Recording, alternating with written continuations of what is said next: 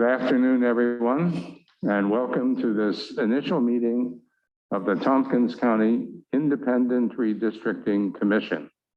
My name is Hank DeLay, and I've been named the chair of this commission. Our first order of business is to be sworn in, and I'm delighted that the Tompkins County Clerk, Maureen Reynolds, is here with us to do the duty. Maureen. Have everyone raise their right hand, please. You solemnly swear you will support the Constitution of the United States, the Constitution of the State of New York, and that you'll faithfully discharge the duties of Independent Redistricting Commission to the best of your ability. Yeah. I do. Have you sign your cards and print your home address, and I'll pick those up and come around when you're meeting. Thank you very much, Maureen. Well, I hope you all have the agenda, which has been distributed. The next item on the agenda is the introduction of commission members. And I'm going to ask each of my colleagues on the commission to just say a few words about themselves, and we can get a sense of who we are, since this is the first time that we are together. As I said, my name is Hank DeLay. I'm a resident of the city of Ithaca. I have been here in Ithaca for the last 30 years. I retired as the vice president at Cornell University, but came here originally in 1957 as an undergraduate student. I've had a career in higher education and in state government, and I'm delighted to once again chair the Redistricting Commission, which I had the honor of doing 10 years ago for Tompkins County. So let's go around the table, and next, Marsha Lynch. Yeah, Marsha Lynch. I am a lifelong resident of the Finger Lakes region, 50-year resident of Tompkins County. Most recently, I served between 2006 and 2019 as Public Information Officer for Tompkins County government.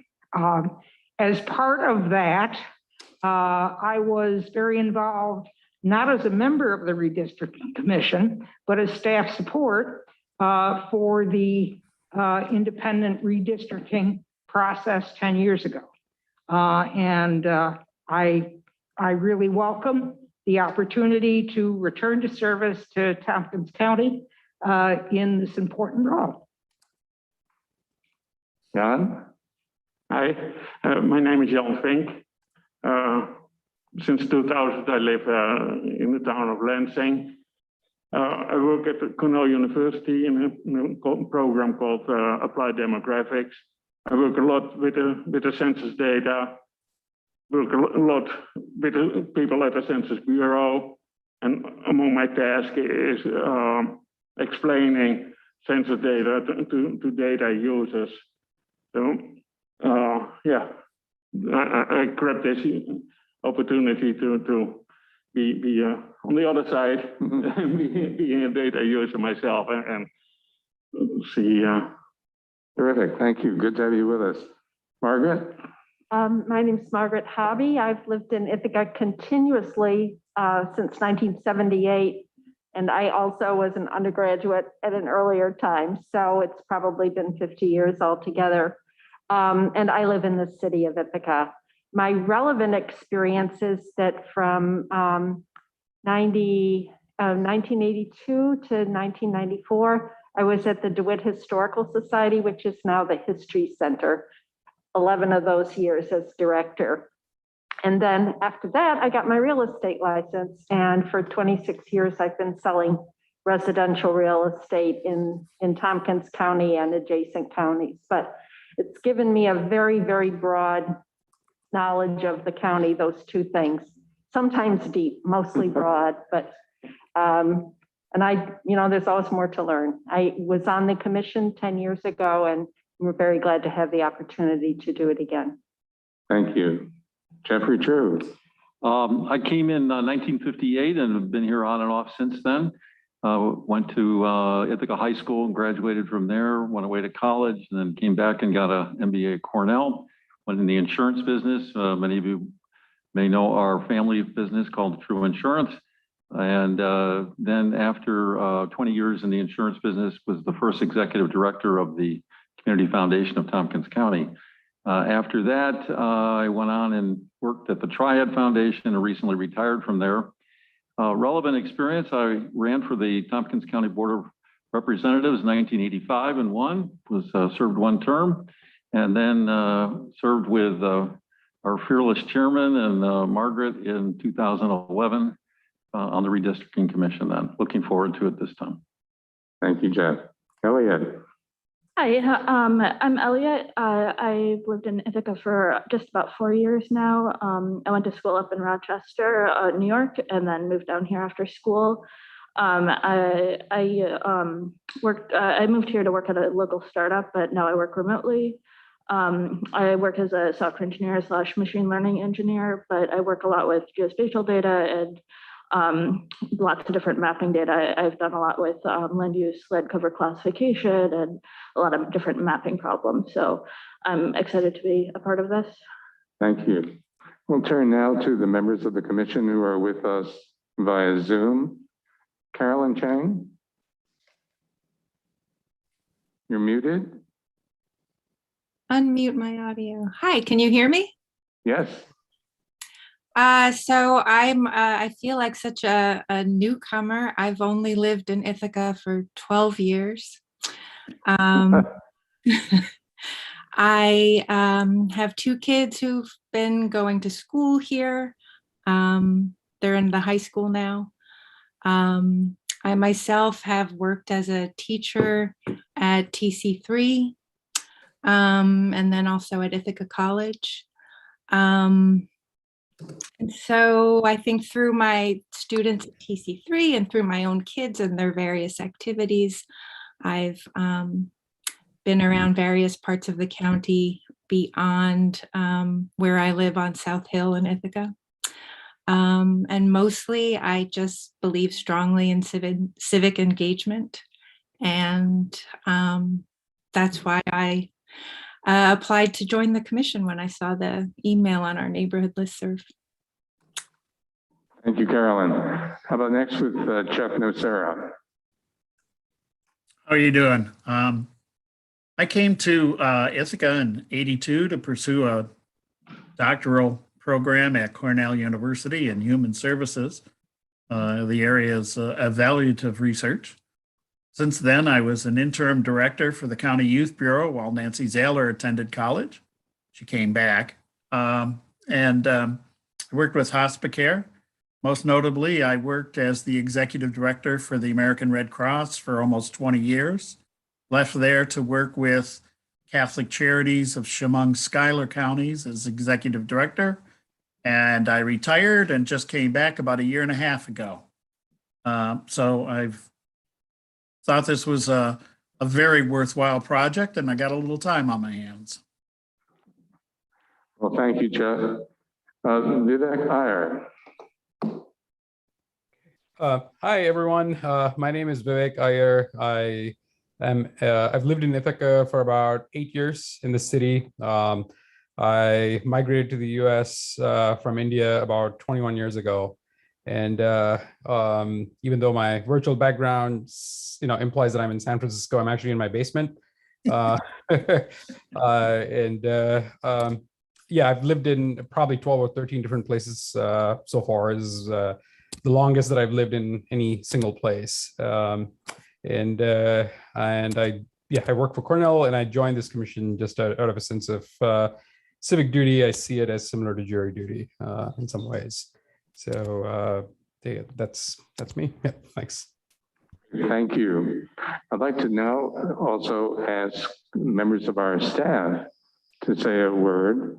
The first would be Greg Potter, our staff director, who is the Director of Information Technologies for Tompkins County.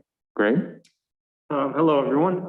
Glad to see some very familiar faces from last time around again. So This will be my third time in this process, believe it or not, and I'm looking forward to it as I always have, and I really enjoy this project working for Tompkins County, probably because it has a very definitive start and end.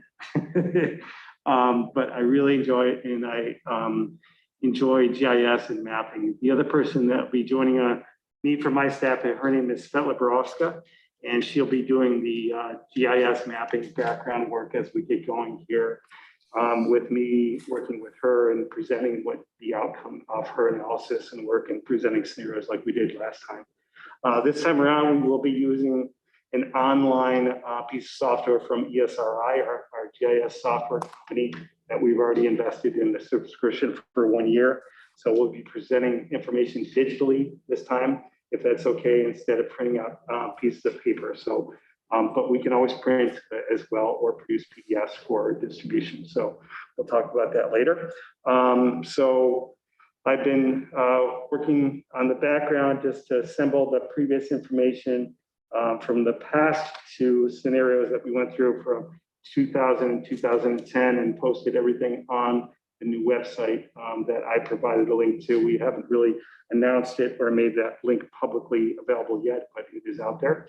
So I'll present to you tonight quickly what's out there for your review as well. So I look forward to the project, and I'm excited to get started. Thank you, Greg. Good to have you with us again.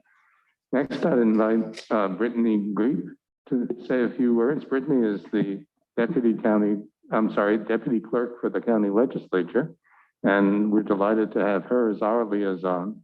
Brittany? I'm Brittany Griep, deputy clerk of the legislature. This is my first process with this. I've only been with the county for just under 2 years, and I'm really excited to see how things potentially change with the legislature, because it would greatly affect how I do my work here. I've been a resident of Tompkins County for, 4 years now? Lifelong New York State resident. Excited to see the work done. Thank you, Brittany. Good to have you with us. Thank you. And also remotely, we have Dominic Recchio, who will be our media relations person. Dominic? Hi, everyone. Thank you. My role here at Tompkins County is as communications director. I started in March of 2020, and my role will be any of the areas of media relations, as Hank mentioned, getting information out to the media, but also getting information directly out to constituents and members of the community. We have a couple of tools already in place to help do that. But imagining any time that we would want to announce public meetings, share recordings of public meetings, seek community input on different maps or ideas as you go along, I'm happy to be a partner in any of that work. And I'm excited at the prospect. I will add that we have been sort of recruiting members of the public who are interested in updates for a public newsletter. And we have just around 500 people from the public who have signed up for that newsletter thus far. So we haven't advertised it widely yet. And once this gets going, I will sort of push that out in any of our updates if people can subscribe to that for future updates as well. So I'm glad to be here and looking forward to working with all of you. Thank you very much, Dominic. Next on the agenda are words from the chair. Good grief. First word from the chair is, well, I'll give 2 words. One is redistricting, and the other is independent. Redistricting is the focus of attention nationally these days. Most of that attention focuses on New York State and the other states across the country. As we read in the daily newspapers of alleged extreme partisanship being applied to the drawing of congressional maps, maps for state senates, maps for state houses of representatives and assemblies. Tompkins County is, I think, taking the lead in emphasizing the importance of having an independent Redistricting Commission. There is an entity by that name in New York State today. So far, it seems to be split down the middle between Democrats and Republicans in terms of their inability to produce a single recommended plan for congressional redistricting, as well as New York State Senate, New York State Assembly. I think that's really unfortunate. We have an opportunity to do it properly. I think we can stress that we will have a process that is fair, that is transparent, that emphasizes outreach, in which we solicit input from various communities here in Tompkins County. There are distinct communities here. There are rural communities on both sides of Cayuga Lake. There are relatively, people might think of suburban type communities, town of Ithaca and Cayuga Heights. There are, of course, the city of Ithaca. There are different interests across the county, and I believe we need to reach out to them. We also have a unique constituency of students who make up a very substantial portion of the population in several parts of the county. And I think we can make an effort to involve them in this process, if only to help them understand what is going on, not only here, but elsewhere in the country and at the state level. I hope we can reach out to members of the legislature. I'm delighted that we have, I think, perhaps 3 members of the legislature who are participating virtually with our meeting today. Current and past members of the legislature, I believe, have important information that they can share with this commission about the current district lines as well as potential lines for the future. But I believe it's also important that as we ask them or invite them to provide their perspectives, that it's done in a formal way, that we don't have sidebar conversations between individual members of the legislature, either with members of this commission or with members of the staff. I hope that they will come and we will make time available for them at future meetings of the commission to present their views and have it on the record. Local governments have an interest. The representatives of our towns and villages and the city of Ithaca, similarly, I think, need to be part of this process. And I certainly want to emphasize the importance of the excellent staff we have at the Tompkins County Board of Elections, who day in and day out administer elections throughout the county at different times of the year and in many different locations. So we will want to have them involved as well. The resolution adopted by the county legislature named me as the chairman of the commission, and I thank them for that honor. It also indicated that we should have a vice chair elected by the members of the commission. It is my personal view that since there appear to be 7 Democrats of the 9 members of the commission, that the vice chair should be one of the non-Democrats in order to emphasize again the independent nature of the commission. So with that said, I would turn to the non-Democrats among us to ask if either of them would be available to serve as vice chair and are interested in doing so. So it's Vivek and Jeff, I believe, are the two non-Dems. I'll just say that, yes, I'd be happy to serve as vice chair, and as the lone Republican, I think it is a good idea to try to have somebody outside of the Democratic Party to be the vice chair. Vivek, any comment? I agree, and I second that. Thanks. Okay. Then somebody like to make a motion? Marcia, I nominate Jeff True as vice chair. second for Margaret. All in favor? Aye. Opposed? Congratulations, Mr. Vice Chairman. Thank you. Now, I have to be completely honest in this regard and note that the Vice Chairman has apparently made an offer to bring coffee and donuts to various meetings. I should have said that earlier as a bribe. This hour of the day or not, but anyway, great, Jeff. Good to be working with you in the future. Brittany, my understanding is that no one officially signed up to make comments from the public for today's session. We only have a few members participating virtually. Is it possible for them to comment if they wish as well? Absolutely.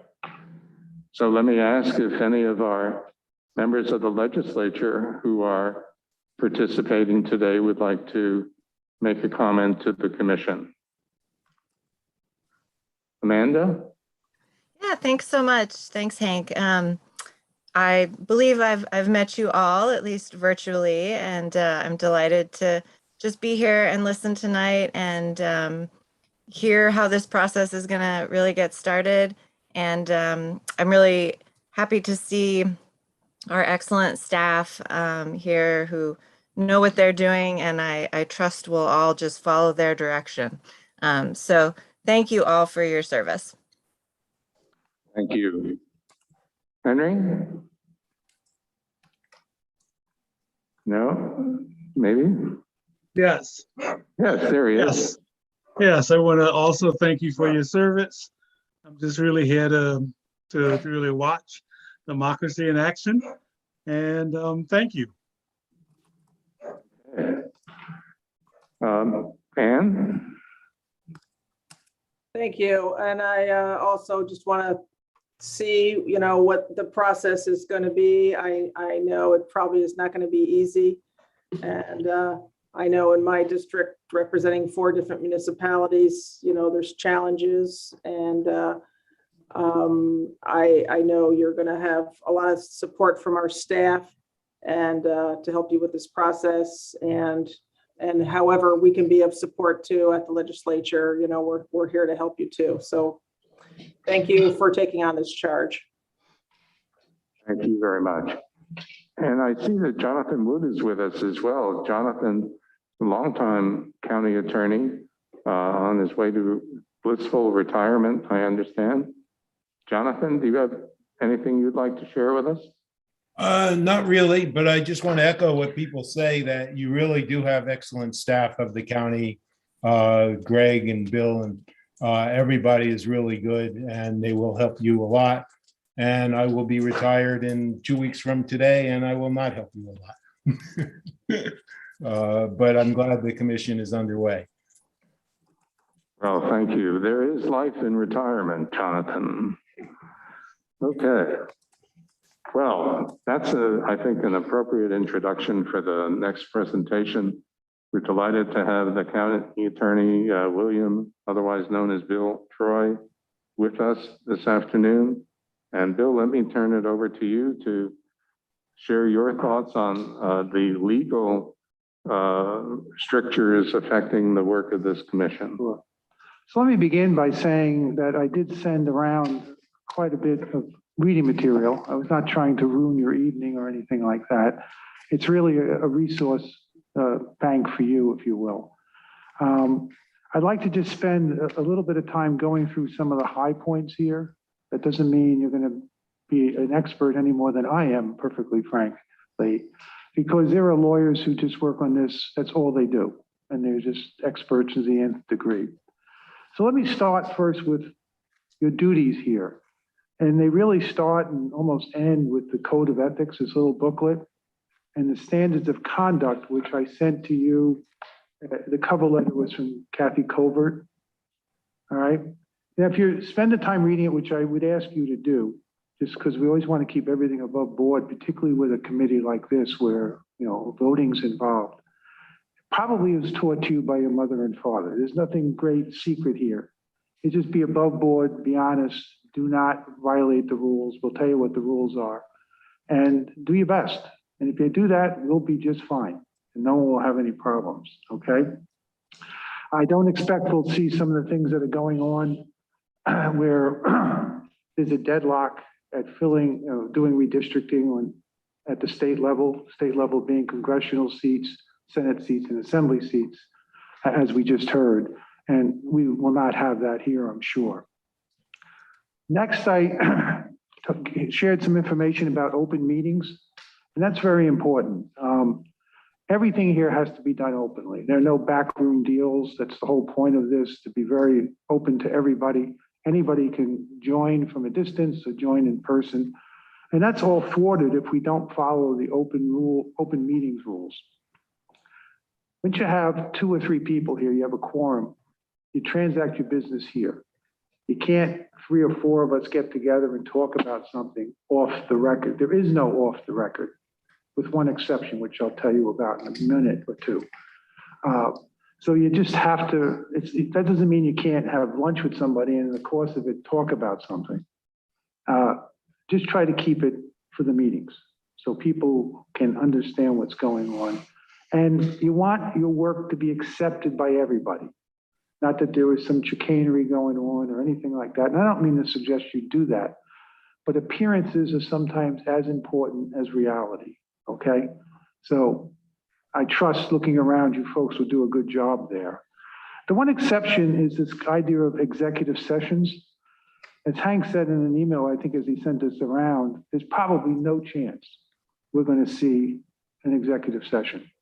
But if we do, we're going to pull out this piece of paper and I'll tell you the basis then for doing that, okay?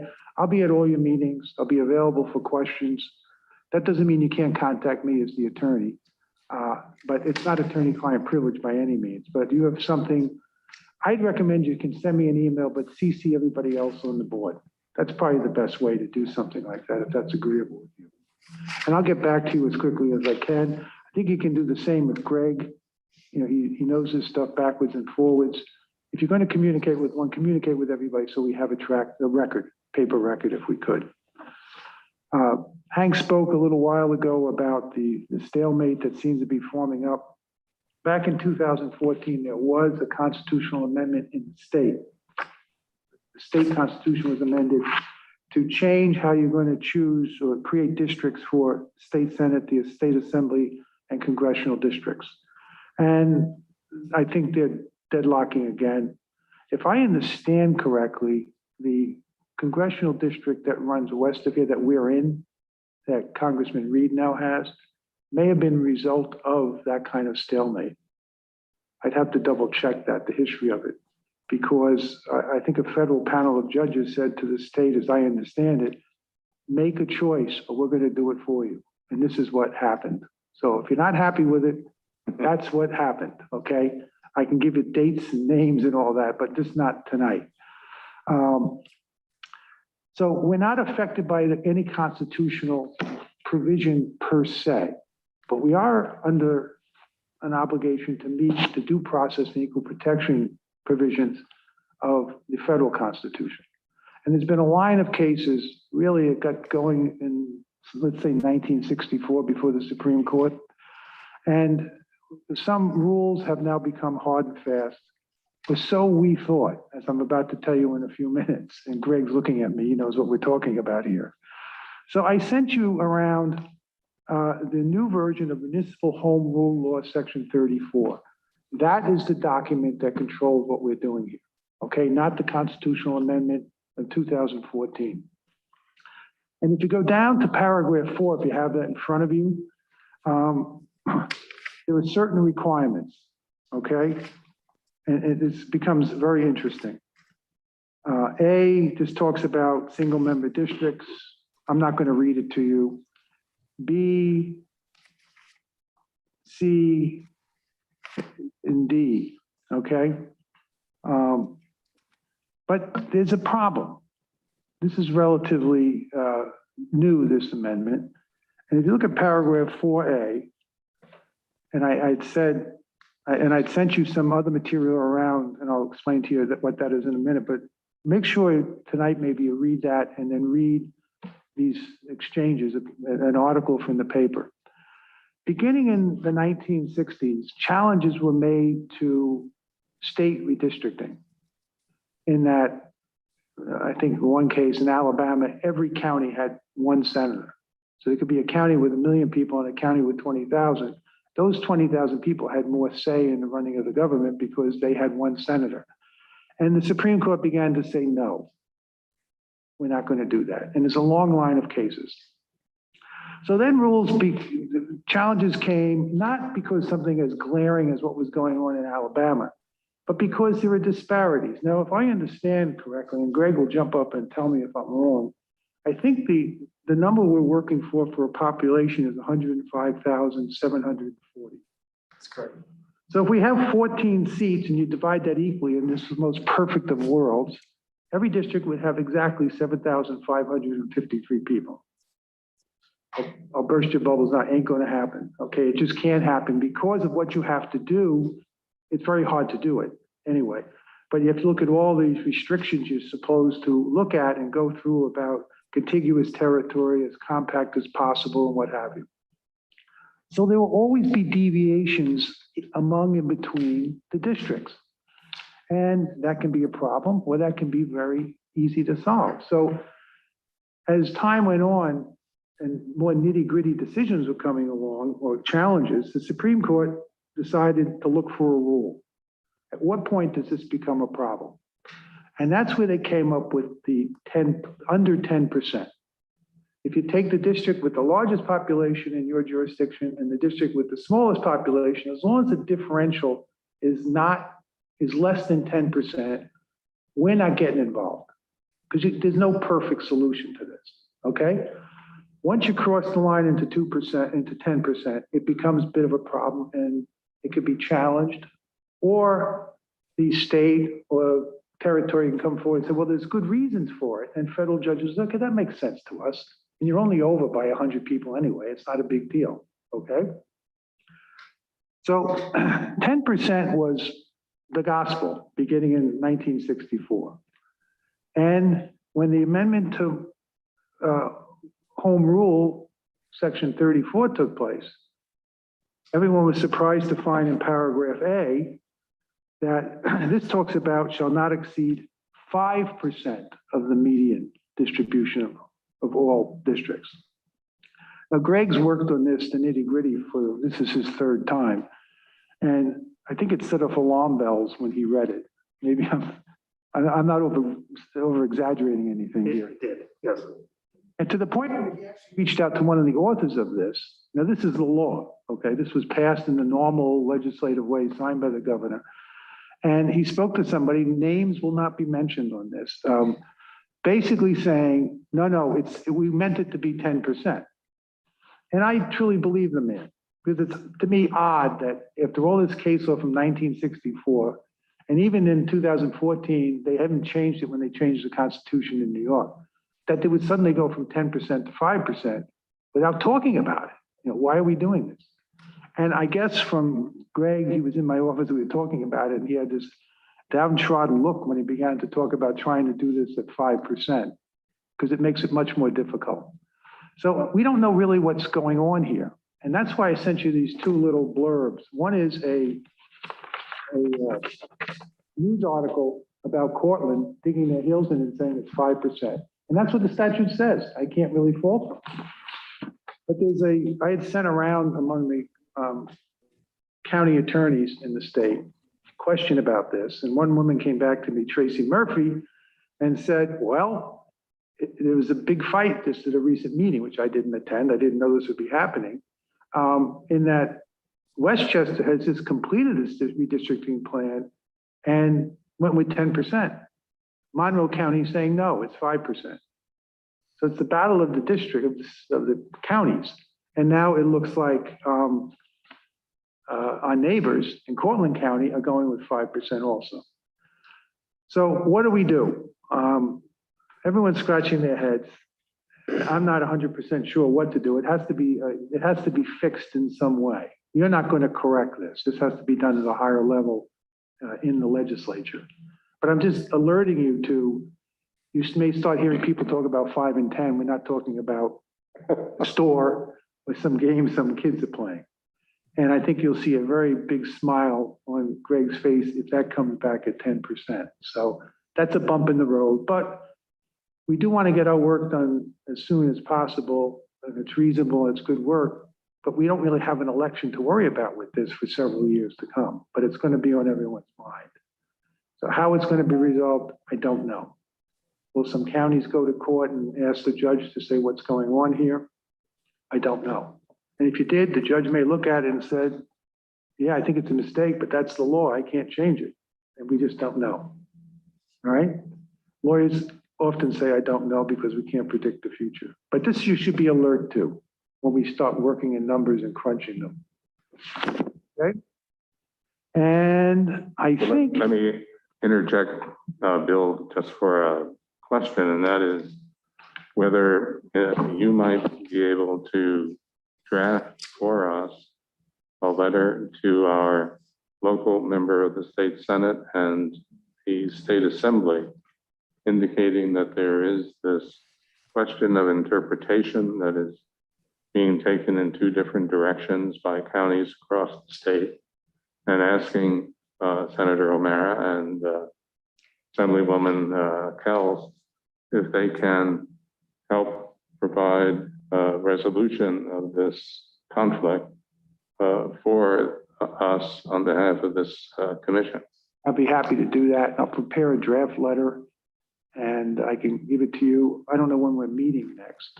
We probably should review the letter when we meet next. But we can do that virtually and send something around. It won't have to wait until This sometime in becomes January. almost an open meetings problem in that you may be exchanging ideas about this. So You can figure something out. I have can. Total confidence in our county attorney to be able to Okay, resolve that we'll work it problem. out. We will work it out, and I'll get a letter to you hopefully tomorrow or more likely Thursday. Sure. My understanding is that before this latest amendment, it was acceptable for the lowest to be saying 3% under and the largest to be 7% over, making the gap 10%. And the current language is that wouldn't be acceptable anymore. The smallest cannot be less than 5% under, and the biggest cannot be more than 5% over. That seems to be what they're saying. And we don't think most people who voted on it understood that's what was happening. So we'll find out, and it has to be resolved sooner rather than later, it seems to me. Well, there could even be a worse interpretation in that the difference could be no more than 2.5%. 2.5% off the mean. And 2.5% down. Right. That was my question when I first read it. Is the meaning of this, the way they worded it, which is, could have been better, from the mean, is it 2.5 or 5? And that's Right. the question. I think they meant it to be a 5% plus or minus deviation from the mean, which is 10% total deviation. And I think, Jan, you would agree with that as well. And that's what, when we reached out to the author of the original language, he indicated that was the intent. Now, the interpretation of that becomes the question. I'll draft a letter. Great, thank you. I'd like to just add that aside from the intent, I read the language straightforward as 2.5% above or below. Right, you're not alone in that, Chuck. Yeah, yeah. So we have 3 different possibilities. So, and that's it. I can take questions from you folks, but I promise I wouldn't overburden you this evening. I'll give you a grade. we could spend Any hours talking questions about some of these for issues. Bill from anyone here? Jan? I was wondering about a total of 105,740. There is also the adjusted population count that the legislative task force did to readjust the state prisoners to their previous address. And that would add about 100 people to Tompkins County. And so I was wondering which of those counts we should be using. Well, it's a question, and I have to look at the law on this, even if they make that change. If the legislature makes that change, then they have to say, okay, you can now treat your numbers different for creating districts. And we'll take a look at it, and we can act on that if we want. But if it's only 100 people, it's not going to make much of a difference going one way or the other. Yeah. But you want it to be correct. For the redistricting within New York, we have to use those adjusted numbers, but right. I'm not completely clear about that. I'm not either right now, and I think most people who work on this aren't. So we will figure that out and get it right. I have a question on the census data. I can wait, but it seems to fit in this discussion. It's how students are counted. I assume students are counted in the general census, but are they counted based on who's claims to be a resident of the county, or because they're a student here in the county? Great. If they live in a dormitory, which is known as a group quarter, then the university or the college provides the information directly to the Census Bureau, and they're counted locally.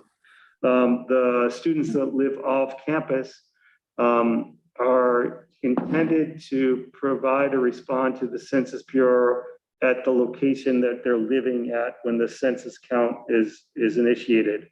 It got a little bit complicated the last time around with the total census count because that was right in the middle of the pandemic.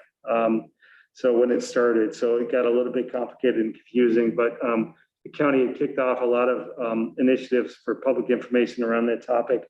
And so we hope that the results for those students that live off campus are counted locally where they should have been.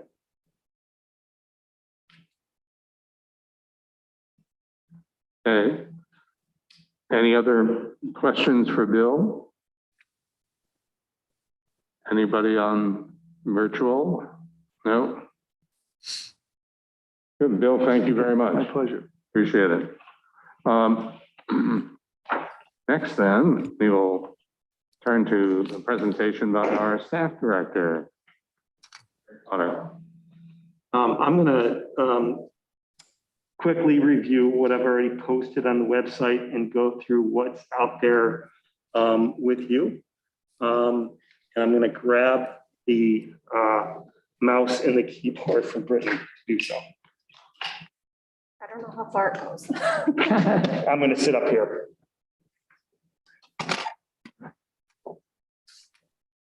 So while we're waiting for me to get set up, Hank, if you could, if there's any logistics on the meeting stuff, that it might be a good time to review that and talk because Brittany will be taking the lead on that. Okay.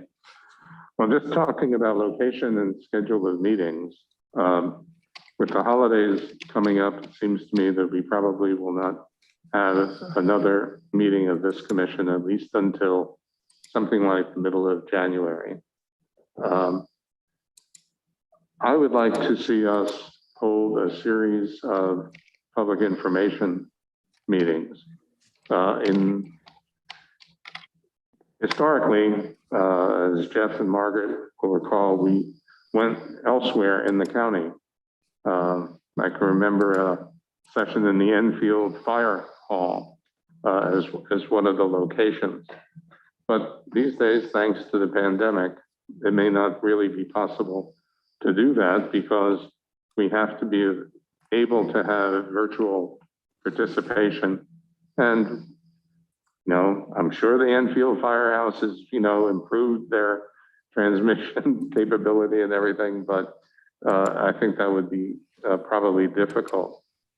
But I think we can reach out to various parts of the county and say that we would like to have a session that perhaps focused on, as I mentioned before, the rural area on the west side of the lake, the rural area on the east side of the lake, the city of Ithaca. And, you know, Chuck has brought up the important question of students. I think it's important for students to know that what this process is, where they stand in it, how they are affected by it, and how members of the legislature are affected by students, and how members of the legislature feel about the location of students in their districts and so forth. So that those are important. And then, of course, the city of Ithaca itself and issues here within the city. The city of Ithaca, it's my understanding, just so you know, that they will be officially creating a redistricting committee in the very near future. I don't have an exact date for that, but that is under consideration right now. So something here in the city, and if it were possible to have, for instance, a joint session with that committee once it is established to focus on county legislative district lines. At the same time, the ward lines in the city are being considered. It might be advantageous to do that.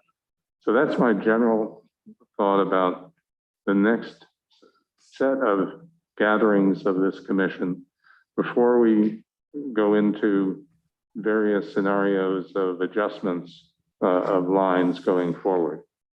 That way we will have an opportunity for input from the public. We'll have an opportunity for Greg to work with us looking at adjustments. If we have clarity from the legal side as to what the scope of deviations is going to be permissible. And then opportunity after that for the public to react to different scenarios which are under consideration.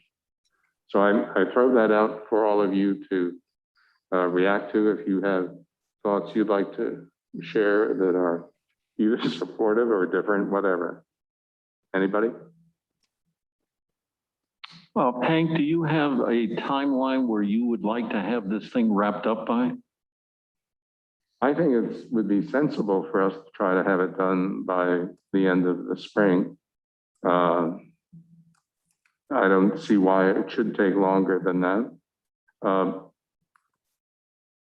We're not under a rush for the county per se, since the county members of the legislature have just recently been elected for a 4-year term, and they're not running again until 2025.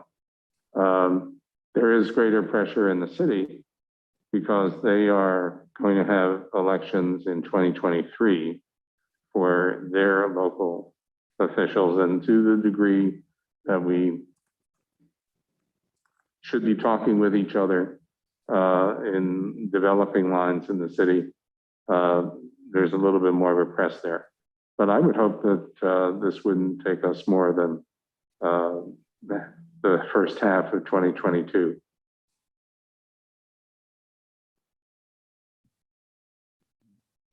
Anyone else? Hank, do you foresee? Margaret, yes, Margaret first, and then. Go ahead. Margaret? I know that 10 years ago, we spent a lot of time talking about the city, because I think up to that point, the county districts within the city and the wards lined up pretty well. And then we decided to go to only 4 districts in the city, which was purely mathematical. I mean, it just worked out so much better to have 14 districts and for the city to lose 1. But I'd be very curious to hear from both the county reps and the city reps on how they think that's working. It must be much more difficult for the Board of Elections, I would think, because they don't coincide anymore. Oh, I think we need to talk to the Board of Elections. Right. Sure. And that's why I mentioned them earlier as Yeah. being key partners in our work. and the importance of the members of the legislature and local government officials coming and sharing their views with us, if they will. I remember that being very helpful, very interesting to hear from the rural, well, to hear from everybody. It was all interesting. Thank you. Who was next? Chuck. Do you envision a session with the city redistricting committee? I do envision that possibility. But first we have to have the city redistricting committee created. Sure.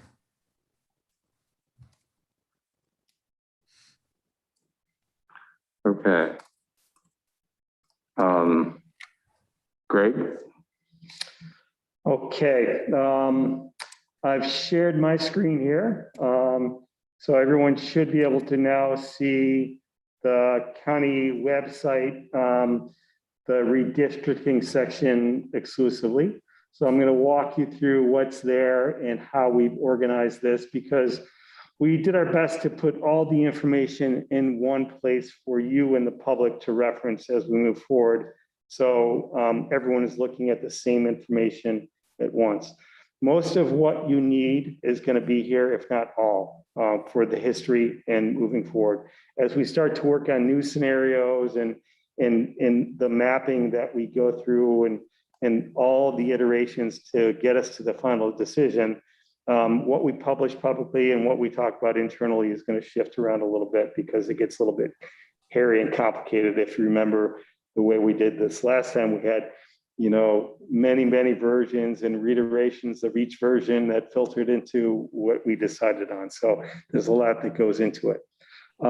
But starting at the top of the website, on the left-hand side of the blocks, and so at the very top, you're going to see the subscribe option, which is a new tool that Dominic is heading up, which goes to an application that allows the public or anybody to register to receive future emails or news items about this project. And so that subscribe button is going to link directly to this particular project within the county structure of that software. So anybody who's interested in redistricting can register themselves and get notifications automatically as they come out. So we're working with Dominic. That's already been set up and ready to go, but we haven't posted anything on that. On the top, then if you continue to scroll down on the left-hand side, what I've done here is just put together some of the basic information for this current cycle that we're in right now. And I'll talk about those in particular. But below that, you're going to see the archived information from the last 2012 version that we did, as well as all the way back to 2000. So if you really want to look at the details from way back from 30 years ago or whenever it was, feel free to dig into that as well. So I'm going to just focus this evening on the current stuff and walk you through what's there. So the first is just a map of the current districts, really just a preview of what we have now in place that was adopted, with no significant information about current population and past population. So that's just what we adopted and moved forward with. So that's pretty straightforward. The next one is rather important, a good place for everyone to look at and start. And this compares the population from the past census versus the new census and the deviations for the existing boundaries that are in place right now. And so if you look at this, and particularly around the city and the town, you're going to see the deviation of the changes are pretty excessive and well beyond 10%, let alone 5%. So we've got some cases with District 2 where there's a negative 15%, District 4 is a population increase of 18%, and so forth around the county. Geographically speaking, in Tompkins County, this becomes a bit of a challenge because you really need to start from the center and move out, right? Because of the lake and the population. There's different ways to approach it, but generally speaking, I've learned in doing this a couple times that it's easier to start from the center and move out. This one's a little bit different this time around because you'll see in my quick assessment of the data that the population increases at the town of Ithaca level in the suburban areas are much more significant than even in the city. So if you look at the 14 representatives between the city and the town, it becomes complicated now. It's kind of the reverse, where you'd have to encroach from the town districts into the city to make the split of 14 reps work. And that becomes a challenge politically and in some of the intent of the state law. So my quick assessment is 14 is really going to be very difficult because of that alone. But I'll show you more when we get into the details of that later on. I just interject, since you said 14 may be difficult. It's my understanding, Bill, that the county charter provides that the size of the county legislature can range from 11 to 19 members. Right. So, and I'll show you that next because I've got those numbers all ready to go for you. Okay. So this next is just a quick presentation of the districts and the municipalities from 2010 and 2020 and the total change and the percent change. So by legislative districts and by municipalities. Some more details there. And the next one is what Hank was alluding to. So we ran the numbers and said the mean or the average is presented based on the total population divided by the number of legislative districts that are possible. And then the split of plus or minus 5% from the mean within the 10% deviation as we were interpreting the New York State law then and there. If that changes, then that has to drop down to 2.5 and 5. And that's a big difference. So what we did is we ran the numbers from 11 to 19. So in the charter, I think you're correct, is that it gives us, this group, the ability to make a decision based on 11 to 19 representatives in the mix. And so what we tend to do is run mapping scenarios, starting with what might be the obvious choices and then extending out from there. So we would start with 14 as existing and then move in either direction, probably unless there's a preference of the commission to do otherwise. I would just point out that, again, 10 years ago, the recommendation that we made to the county legislature was to reduce the size of the county legislature from 15 to 14, based on the analysis that Greg is referring to.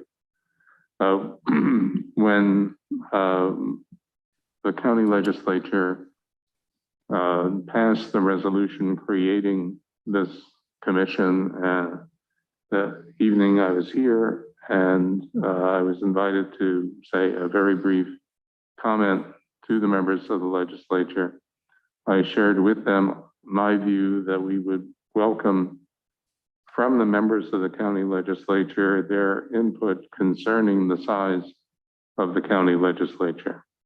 That 10 years ago, the members indicated to us that they did not anticipate that there would be any difficulty associated with having an even numbered member county legislature.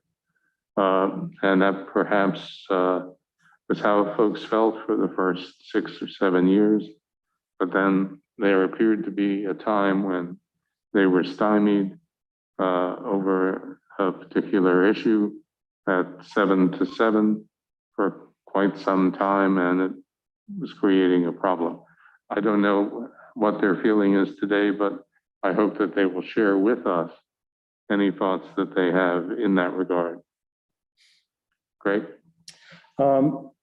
Going down the list then, we talked a little about the Board of Elections, and when you get into the nitty-gritty of having an election, this is really important because the Board of Elections has to then take what we do and divide up the county into election districts based on municipalities. So I'm just going to pick the top one and open that up, and this is all online as well.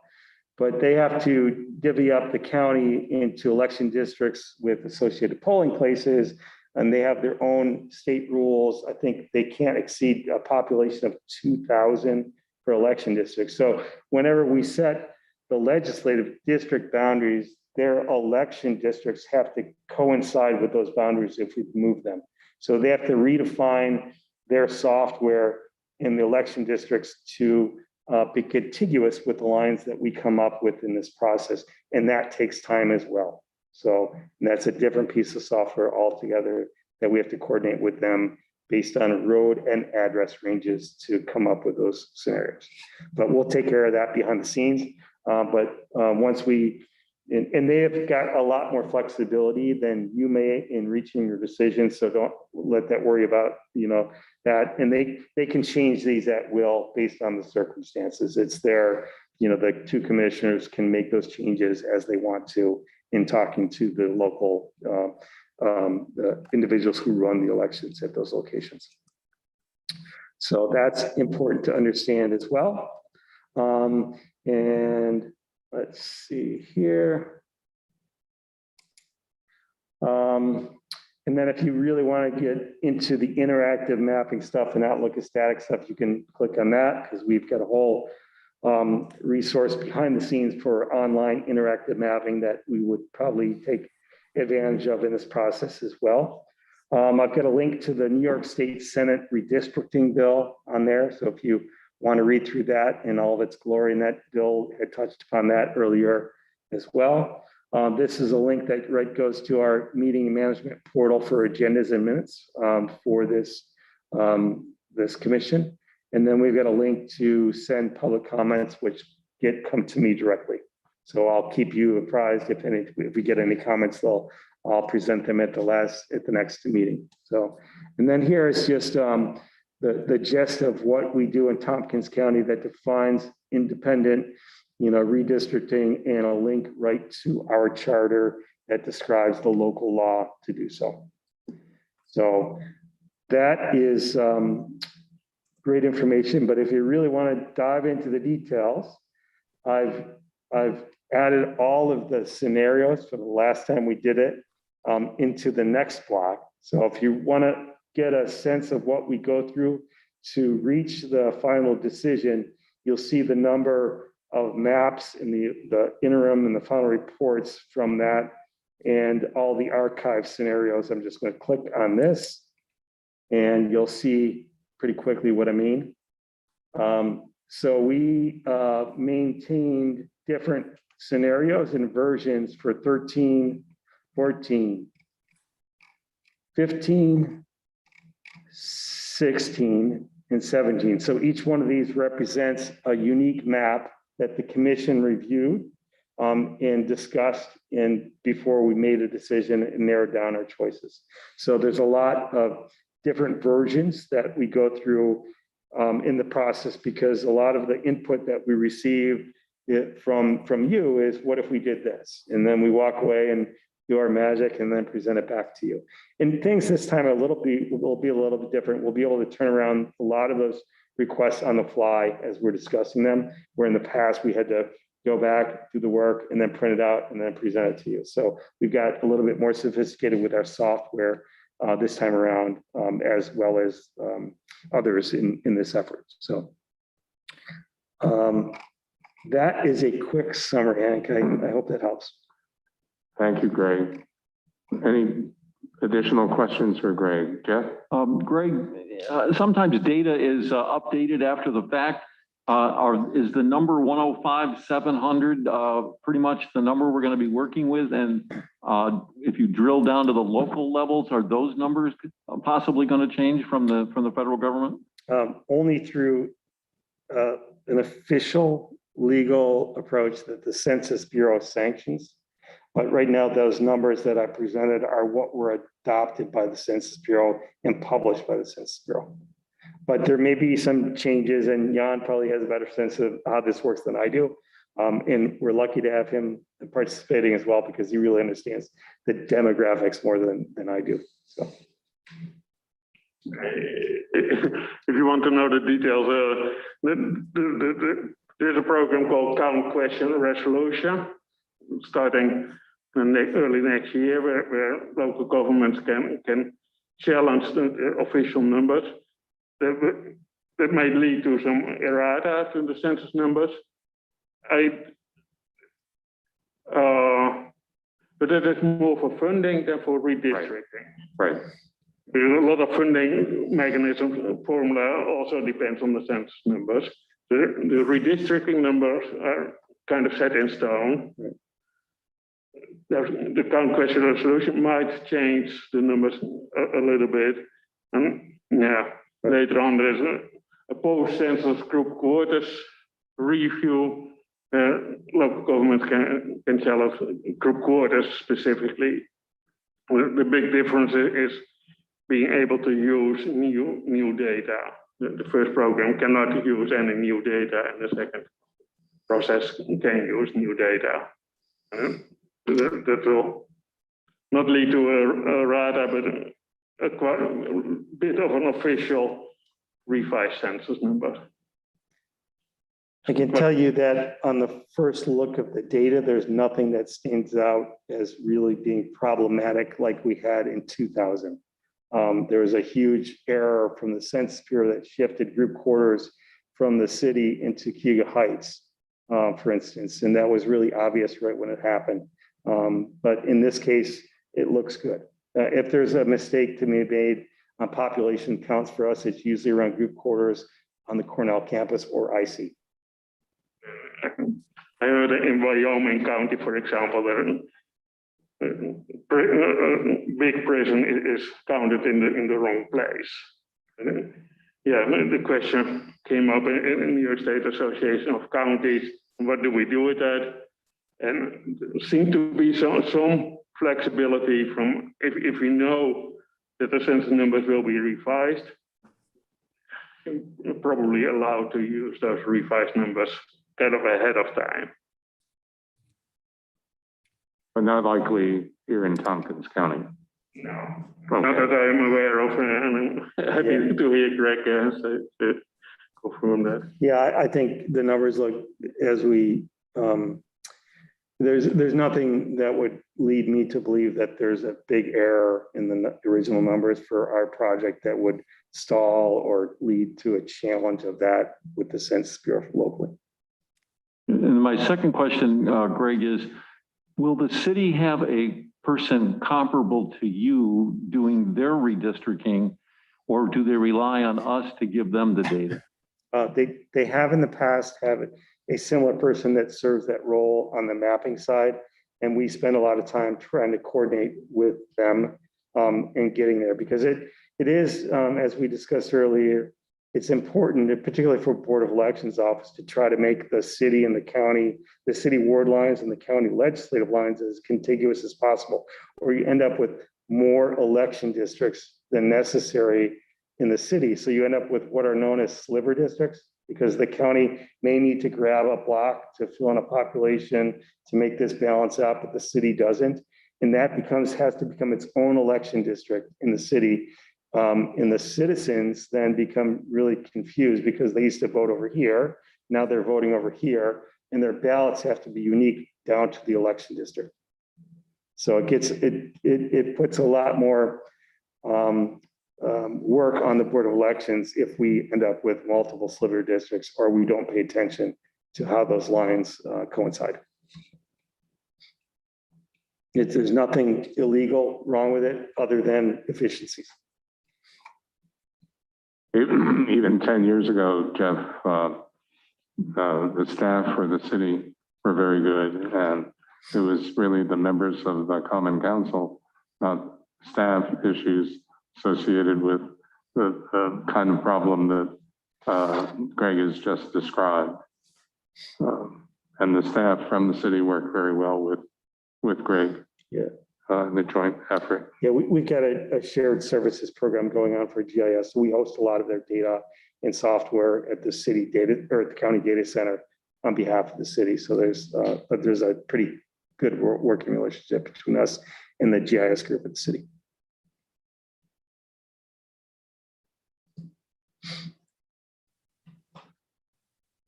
Further questions for Greg?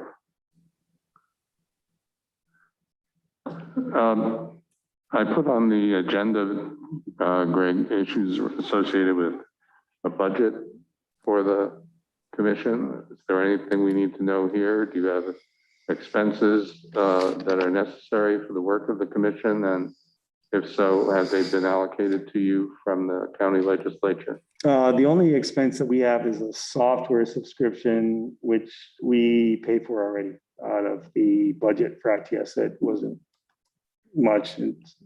It's fine. So Okay. I don't know of anything else. Brittany, anything from your side? I don't think so. Okay.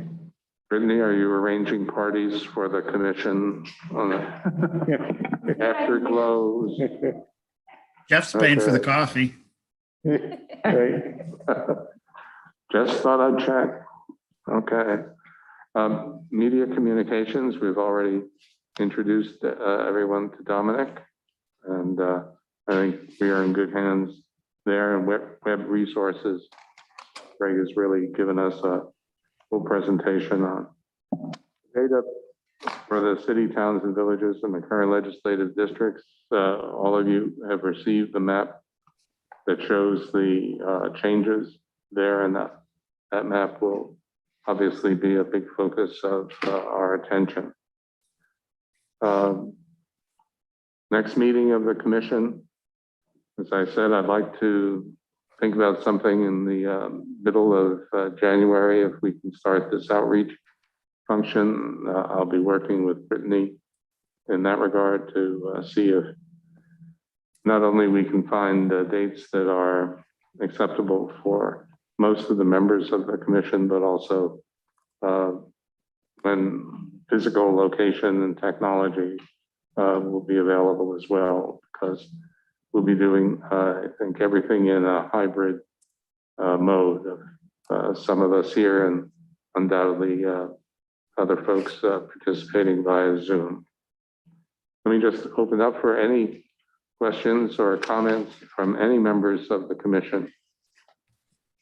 Carolyn has her hand up. Carolyn, Just for all of the documents that we'll be getting, will we get printed copies of those? Or will we be expected to, print them out on our own? Or just the documents we already got were tons of pages, and I'm just imagining getting all these different maps and things, and I'm just wondering if those are documents that will be provided to us as we're working through all of this. I guess thinking of a budget made me think of, is there a paper budget or a printing budget? The answer what do you say? is no, but it'll be absorbed by our two departments for printing. If there's an interest and a need for printing materials, Carolyn, I think that can be arranged. The standard for the county is to distribute everything electronically as the first order. And then I think the legislature's office tends to also do paper as well for the elected officials. If there's an interest for this committee or commission to receive paper, or individuals serving on the commission to get paper, that can be arranged, I'm sure. I would just think that especially when we're comparing different maps, it'll be really useful to have hard copies to really be able to compare them. Yeah, right. And in that case, they're going to have to be printed in color as well to make that work for you, for anybody for that matter. Thanks. Chuck. Any suggestions on how to handle any elected official, county, town, village, contacting us or even the general public? Well, I suggested earlier that county officials, public officials who want to make comments to the commission do so here at our commission meetings, not to individual members of the commission. But there's town and village and general public. How should we handle those? Town, village, same thing. Right. Right. I mean, if somebody in the general public wants to chat with you, let's see, that's going to happen. But I'm particularly concerned about the members of the legislature, past and current, less so local government officials, and still less so members of the public. But urge people, if they have comments, to please come and participate in our meetings. We're making it available to them for both in-person participation and also virtual participation. That And way they can- their comments become part of the public record. Right. And they can submit through the website. Right. Any other comments for the good of the order? No? Well, let me say thank you to everyone. Thank you to Bill for your presentation, to Greg for yours. And Brittany, thank you for all your administrative help in the process. And Brittany, do you anticipate using something like a doodle process or whatever to narrow or to think about available dates? And Doodle poll, I can absolutely do that. Yes. once we get close to doing something, I think that would be advantageous. Okay. And I think that as much as possible, to ease in scheduling, we should strive for some, some regular meeting times, for example, like let's say second Tuesday of the month or second and fourth or something like that, so that we all can plug those into our calendars. Because I know even though my scheduling of my life is nothing like it was when I worked for county government, I still have some meetings and things on regularly scheduled days of the month. So I think that would make it easiest for all of us to manage, if it's possible. I think that's a very good point, and we'll try to do that. Okay, Bill. On meeting days, you should get your donut order into Jeff by 11 a.m. See what's important to Bill. Okay. With that, we are adjourned. Thank you. Thank you. Thanks, Hank.